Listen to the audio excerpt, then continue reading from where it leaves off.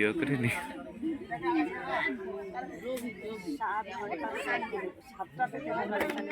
কি কি নাকি বলো?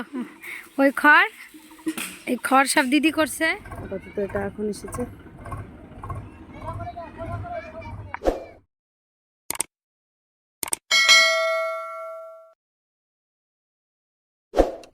সকালবেলা বিছনায় উঠেই ঘুম ভাঙতে না ভাঙতেই পাশের বাড়ির একটা দিদিভাই ডেকে বলছে রেশনে মাল দিচ্ছে, মাল তুলতে যাবি না? অমনি আমি লাফ দিয়ে বিছনা থেকে উঠে পড়লাম। হ্যাঁ, রেশনে মাল তুলতে তো যেতে হবে আমাকে। তাই উঠে বাড়ির টুকিটাকি আশিপাশে যে কাজবাজ ছিল সেই কাজবাজগুলো ঝটফট করে সেরে নিয়েছি। সেরে নিয়ে তারপরে দেখতে পাচ্ছ একটা শাড়ি পরে আমি এখানে চলে এসেছি। কারণ সব জায়গায় তো নাইটি পরে যাওয়া যায় না, তাই না বলো? বাড়িতে নাইটি পরেই থাকি, কিন্তু কোথাও বাইরে আর কি গেলে তখন আমি আর কি শাড়িটা পরেই যাই। তো সকাল 7টার সময় এখানে এসে বসে আছি। আমি শুধু একা না, আমার মতো অনেকেই এসে বসে আছে দেখতে পাচ্ছ। তো এখানে ফার্স্টে আমাদের লিঙ্ক করানো হবে, তারপরে অন্য জায়গায় যেয়ে আর কি রেশনের মালগুলো আমাদের দেওয়া হবে। তাই এই যে বসে আছি কার্ড জমা দিয়ে লাইনে। তো আরও আশেপাশের বাড়ির ওদিক দিয়ে কাকিমা টাকিমারা ছিল, তাদের সঙ্গে গল্প করছিলাম। আর এই যে বলছিলাম দেখো আমি সকাল 7টা থেকে বসে আছি আর এখন বাজে সকাল 10টা। এখনও কিন্তু লিঙ্ক হয়নি, কখন লিঙ্ক হবে জানি না। দেখতে পাচ্ছ লিঙ্ক করাচ্ছে ফার্স্ট টাইমে। এখান থেকে 20টা করে কার্ড নিয়ে হচ্ছে গিয়েছিল যেখানে রেশনের মাল দেখাচ্ছে ওখানে লিঙ্ক করার জন্য। তারপরে ওখানে গিয়ে ঘন্টাখানিক থেকে ওই 10-12টার মতন কার্ড লিঙ্ক হয়েছে, তারপরে আর কার্ড লিঙ্ক হচ্ছিল না। অবশেষে আবার ঘুরে এখানেই আসলো। এখানে বলতে আমাদের এখানে শ্মশানে। তো এখানে হচ্ছে কার্ড জমা দেওয়া হয়েছে। তো যারা যারা জমা দিয়েছে সকলেই দেখতে পাচ্ছ বসে আছে, সঙ্গে আমি তো বসে আছি। ওদিকে ডলি আর খ্যাপা কিন্তু কার্ড জমা দিয়ে চলে গেছিলো। আমাকে বলেছিল যখন কার্ডগুলো লিঙ্ক হবে তখন কিন্তু আমাদের একটু ফোন করে বলো, আমরা চলে আসব। তো যে কথা সেই কাজ। কার্ড যখন লিঙ্ক করাচ্ছিল তো ওদের কার্ডটা একটু আগে ছিল, আমারটা যেহেতু একটু পরেই ছিল। সকাল সকাল ওর মায়েরা এসে কার্ডগুলোকে জমা দিয়ে গেছে, আর আমি তো ঘুম থেকে উঠেছি, উঠে বাড়ির সংসারে যে কাজবাজগুলো ছিল সেইগুলো সেরে সুরে এসেছি, তাই আমার একটু লেট হয়ে গেছিলো। তারপরে এই যে আমার কার্ডটাও ফাইনালি লিঙ্ক হয়ে গেছে। লিঙ্ক হওয়ার পরে আমি এখানে মাল তুলতে এসেছি। যেখানে লিঙ্ক হচ্ছে সেইখান থেকে খানিকটা দূরে গিয়ে মাল দিচ্ছিল। রাস্তার সাইডে এখানে মালগুলো এখানেই দেওয়া হচ্ছিল। নমস্কার বন্ধুরা, শুভ সকাল। তো তোমরা কেমন আছো সবাই? আশা করছি সকলে ভালো আছো, আর আমি অনেক ভালো আছি তোমাদের আশীর্বাদে। আজকে একটা নতুন রকম ব্লগ ভিডিও নিয়ে চলে এসেছি তোমাদের কাছে। তো স্কিপ না করে পুরো ভিডিওটা দেখবে। ভিডিওটা ভালো লাগলে অবশ্যই লাইক কমেন্ট শেয়ার করতে ভুলবে না। এখন বাজে সকাল 9:30। তো সকাল 9:30 থেকে ব্লগটা স্টার্ট করছি। বাপের বাড়িতে থেকে এসেছি 3-4 দিনের বেশি হয়ে গেছে। আসার পরে কোনো ব্লগই তোমাদের সঙ্গে শেয়ার করিনি। কি ব্লগ করব কি করব একা একা বুঝতে পারি না, তো এই কারণে কোনো ব্লগই করা হয়নি। তো একটু একটু কিছু করেছিলাম, সেই সমস্ত ক্লিপ আছে। তো পুরো তো একবারে সেটা আমি একটা ব্লগ ভিডিওর মতন করিনি, একটু একটু করেছি। সেই ক্লিপসগুলো আমি এর ভিতরেই আর কি অ্যাড করে দেবো। তো তারপরে যাই হোক, এখন আমি রেডি হয়ে গেছি। দেখতে পাচ্ছ সব কাজবাজ সব কিছু ঘুম থেকে উঠে সেরে নিয়ে সব কিছু কমপ্লিট করে তারপরে রেডি হয়ে নিয়েছি। আজকে আবার যাব বাপের বাড়ি। তো আজকে আবার বাপের বাড়ি যাওয়ার কারণটা হচ্ছে দিকার ব্রাইডাল সাজানো আছে আজকে। তো সেখানে তো একা একা মানে ও যেতে চাইলেও আর কি আমি সঙ্গে যাই, যেহেতু একা একা একটু গেলে কেউ হেল্প হয়, সুবিধা হয় এই কারণে। তো দিকার ব্রাইডাল সাজানো আছে আজকে, তো সেটার জন্য তো যাচ্ছি। তারপরে আবার বাড়িতে ধানও উঠে গেছে। এর আগের একটা ব্লগে তোমাদের একটু একটু দেখিয়েছিলাম যে ধান উঠেছে, বাড়িতে ধান আসছে। তো বড়দিও আছে ওখানে, মেজদি আছে। তো ভাবলাম আমিও যাই। গেলে একটু যদি হাতে হাতে একটুখানি কাজ করলো, মেঘ ঝড় বৃষ্টির কথা তো এখন কিছুই বলা যায় না, তাই না? তো একজন থাকলে আর কি একটু যদি হেল্প করা যায় সেটা তো অনেক মানে ভালো হয়, সেটা তোমরা সবাই জানো। তো ওই কারণে আমিও যাচ্ছি আজকে। যতদিন ধানের কাজ টাজ না হবে ততদিন আর আসবো না এখানে, দাল্লাতেই থাকবো কয়েকদিন। তো ধানের কাজ টাজ কমপ্লিট হলে তারপরে যাই হোক আবার বাড়িতে আসবো। তো চলো, দাদাকে ফোন করে দিয়েছি, আমার জিনিসপত্র সব গোছানো হয়ে গেছে, দাদা আমাকে নিতে আসছে। তো হয়তো রাস্তায় আছে। ওই যে দেখো আমার ব্যাগপত্র সব গোছানো হয়ে গেছে। আপাতত বিছানা টিছানা এইভাবেই রেখে যাবো, কিছু করার নেই। এসে আবার আমাকে ধোয়া মোছা এগুলো করতে হবে। তো চলো একবারে দাদা আসুক, তারপরে তোমাদের সঙ্গে কথা বলছি।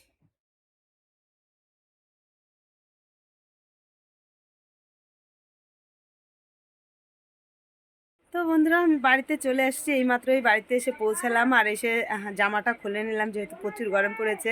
আর এখানে দেখো মেয়ে, আমি এসেছি মায়ের দিকে কোনো ধ্যান নেই, মেয়ে মোবাইল দেখেই যাচ্ছে। ওখানে আমার পুচকু বাবা ঋদ্ধিমান ঘুমিয়ে আছে, ব্যাক ক্যামেরায় দেখাচ্ছি তোমাদের। এই দেখো আমার ঋদ্ধি ঘুমিয়ে আছে, ও এখনো দেখেনি যে আমি এসেছি। তো আমি আর ওকে তুলবো না এখন, ও ঘুম থেকে উঠুক তারপরে এই কোলে নেবে। কি কি রান্না করলি বৌদি? হ্যাঁ বৌদি রান্না বান্না চলছে। আমাদের বাড়িতে এখন ধান চলে এসেছে, এই যে দাদা বসে আছে। আর এখানে দেখো আমাদের উঠোন লেপালেপি চলছে, খোলেন লেপা চলছে, এখানে জেঠিমা লেপছে। বাড়িতে এসে জামাটা চেঞ্জ করেই চলে আসলাম পিছনে, যেখানে আমাদের ধান নেওয়া হবে। সেখানে এসেই দেখলাম মা এই রোদ্রের ভিতরে উঠোন লেপালেপি করছে, সঙ্গে একজন লিভারও যদিও আছে। তো আমি আর মায়ের ওই দুপুরবেলা রোদ্রের ভিতরে লেপালেপি করছে সেটা দেখে থাকতে পারলাম না, তাই আমিও কোমরে কাপড় বেঁধে নেমে পড়লাম উঠোনটাকে গোবর দিয়ে লেপার জন্য। আর ওখানে বড়দি বলছিল হ্যাঁ আমিও কিন্তু এগুলো করেছি, এই খড়গুলো সব আমিই মেলেছি। আর এদিকে মার লেপার জন্য আমি গোবর এনে দিয়েছি, দিকা বলছিল আমি জল এনে দিয়েছি। তো বেশ ভালো কথা। তো আমিও সেই জিনিসগুলো দেখে আর আগেই বললাম কাজে নেমে পড়েছি। তো লেপালেপি করছি। আর এখানে আমার নোয়া কাকা আর নোয়া কাকিমা বসে বসে পাথর ভাঙছিল বলতে ওনাদের ঘর দেওয়া হচ্ছিল, যেগুলো আর কি ঠিকঠাক করে হচ্ছিল না, সেইগুলো বারবার ভাঙা হচ্ছিল ভিতরে। সেই ভাঙা ইটের টুকরোগুলো ছিল, আর এখানে কাকু আর কাকিমা ভেঙে ভেঙে দিচ্ছিল। আর ওদিকে বাড়ি এইগুলো নিয়ে ঘরের সামনে প্লাস্টার করা হবে। তো বন্ধুরা তোমরা তো দেখলে, এসেই একদম ড্রেস চেঞ্জ করেই লেপা মোছার কাজে একদম ভেজে গিয়েছিলাম। তাই যে লেপে একটু কষ্ট হয়ে গেছে, তাই আমি এখানে দাঁড়িয়ে একটু রেস্ট নিচ্ছি। আর ওখানে আপাতত মার খুশি দিয়ে লেপালেপি করছে, আমি আবার যাবো লেপতে। আর এই যে এর কষ্ট হয়ে গেছে, খড় নেড়ে এসে বসে আছে। এর বড়কে চিনতে পারবে, পরে বলবো কেন চিনতে পারবে না, এখন বললে আর কোনো কাজ করবে না, তাই আর বলবো না, কালো হয়ে যাচ্ছে তাই। তো চলো আবার পরে কথা হচ্ছে তোমাদের সঙ্গে, কাজ বাজ করি। তো বন্ধুরা তোমরা দেখলে এই খোলেনটা লেপলাম। তো লেপার পরে হচ্ছে সামনে বাড়ি, এই দেখো এদিক দিয়েও লেপা হয়ে গেছে। তো সামনে এই উঠানটা হয়েছে, ওই সাইডের আমাদের সামনে উঠানটা লেপা হয়নি। তার ভিতরে এই যে ধানের গাড়ি চলে এসেছে। 2 টলি আসছিল আমাদের, তো একটা টলি পাল্টি খেয়ে গেছে। তো এই যে আরেকটা টলি এসছে, আর এখানে খোলেনে নেট নাচিয়ে দিলাম। তো এবার ধান ফেলবে এখানে, দেখতে পাচ্ছ 2 টলি একসঙ্গে রওনা দিয়েছিল, কিন্তু একটা টলি পাল্টি খেয়ে গেছে আসার সময় রাস্তায়। তো সেটা আবার লোড করা হচ্ছে, তারপরে আসবে। আপাতত এটা এখন এসেছে।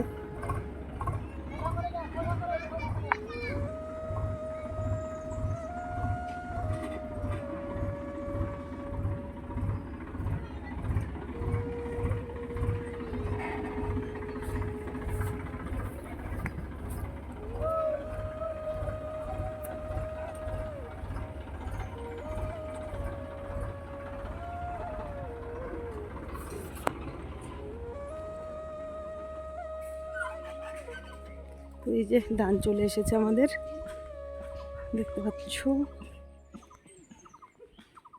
আর এবার হয়তো ভোসের গাড়িতে ধান, মানে দিন ভালো হলে টলিতে করে নিয়ে আসবে। আর দিন যদি ভালো না হয় তখন তো বুঝতেই পারছো, তখন ভোসের গাড়িতে করেই আনতে হবে।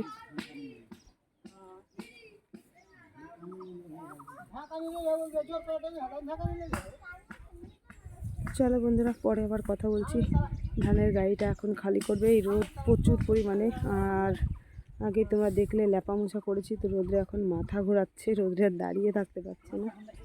তো এই যে জেঠুদেরও এখানে খোলের ন্যাপা হয়ে গেছে, দেখতে পাচ্ছ। এখান দিয়ে কিন্তু আমাদের বেগুন গাছ লাগানো থাকে অন্য বার, তোমাদের দেখাই।